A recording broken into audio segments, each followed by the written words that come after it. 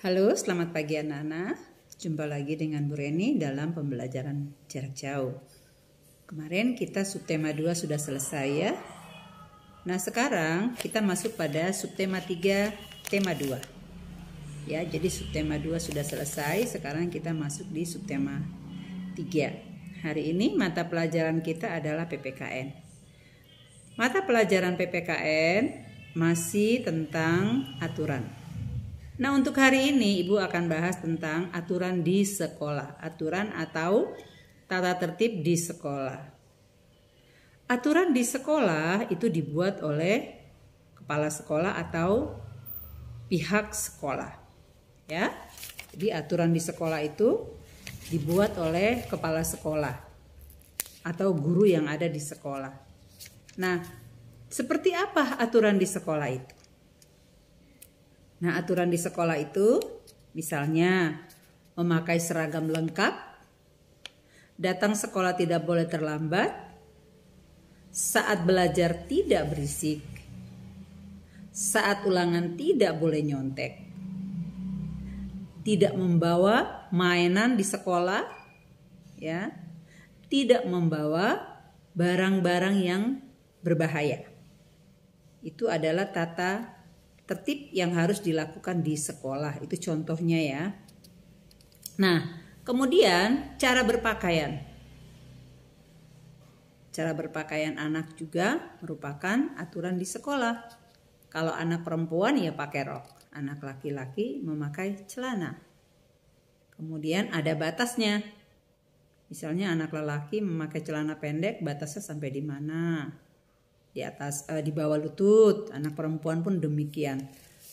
Kemudian, nah untuk aturan tentang seragam, nah di sekolah kita kan ada aturannya ya, aturan memakai seragam itu. Misalnya hari Senin, kalau hari Senin itu kita pakai putih merah. Hari Selasa untuk kelas kecil menggunakan seragam olahraga atau baju olahraga. Hari Rabu itu batik, atasannya batik, roknya rok seragam atau celana seragam. Kemudian hari Kamis kita kembali lagi di putih kotak, dan hari Jumat kita menggunakan seragam pramuka. Itu adalah aturan memakai seragam di sekolah kita. Kaos kakinya pun demikian. Kalau kita menggunakan seragam bukan seragam pramuka, kita memakai sepatu hitam dan kaos kaki putih. Kaos kaki putih yang ada logo SD Santo Lukas. Jadi harus diperhatikan ya, bagaimana cara berpakaian yang benar ketika ada di sekolah. Nah, kalau sudah pulang dari sekolah, sudah tiba di rumah, kita ganti dengan baju di rumah. Ya, itu adalah contoh aturan di sekolah. Atau contoh aturan yang lain lagi, misalnya saat bel istirahat. Saat bel istirahat, anak-anak semua bermain di luar. Tidak ada yang bermain di dalam kelas. Ataupun makan semuanya di luar. Tidak ada yang di dalam kelas. Kecuali misalnya hujan besar. Nah, itu tidak boleh. Boleh, kalau itu boleh anak-anak makan di kelas dan duduk di kelas saja pada saat hujan besar. Karena memang situasi dan kondisi tidak mengizinkan untuk anak-anak keluar. Tetapi kalau panas seperti biasa, maka saat istirahat harus berada di luar semua. Lalu saat istirahat juga bermainnya di area sekolah aja. Tidak boleh keluar dari area sekolah karena akan berbahaya. Nah, siapa aja yang harus taat pada aturan yang ada di sekolah? Semua anggota di sekolah. Ya, semua warga yang ada di sekolah.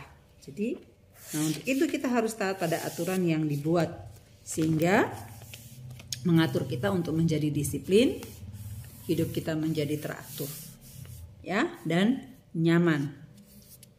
Contoh lain lagi, ada tata tertib atau aturan yang wajib diikuti oleh anak-anak murid dan Bapak Ibu guru atau karyawan yang berada di sekolah. Misalnya wajib mengikuti upacara bendera.